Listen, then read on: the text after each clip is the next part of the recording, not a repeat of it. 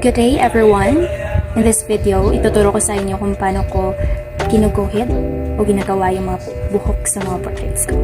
So, kagaya nito, tapos ito din, basta silang lahat. So, bali ito yung magiging reference natin ngayon. So, tara, let's start! Gumamit kayo ng ballpen na walang tinta, tapos piliin nyo yung may maliit na dulo para mas maganda yung kalalabasan ng details ng buhok na iguguhit nyo. Ito yung gagamitin nating way para gawin yung ma-highlight ng hair strand. So, i-smash lang natin yan at i-make sure nyo guys na kung saan papunta yung hair strand, dapat papunta din doon yung pag-smash nyo.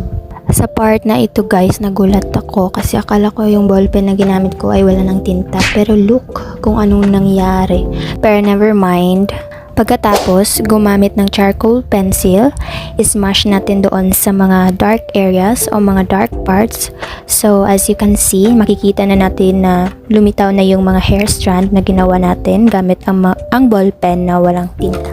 Buti na lang talaga guys, may roon pa akong charcoal pencil kasi kung wala hindi ako makakagawa ng drawing tutorial ngayon kasi kung graphite pencils yung gagamitin ko, hindi siya masyadong dark, di kagaya ng mga charcoal pencils. Pagkatapos, gumamit kayo ng charcoal powder para mas maging dark yung mga dark areas.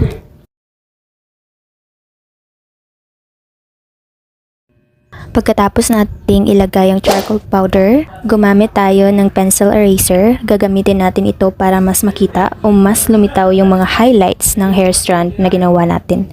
Yung ginamit kong eraser dito ay electric eraser dahil wala na akong ibang available na eraser dito. Sa ganong steps, makakagawa na tayo ng realistic na buhok. So yun lang guys, sana may natutunan kayo sa tutorial natin ngayon.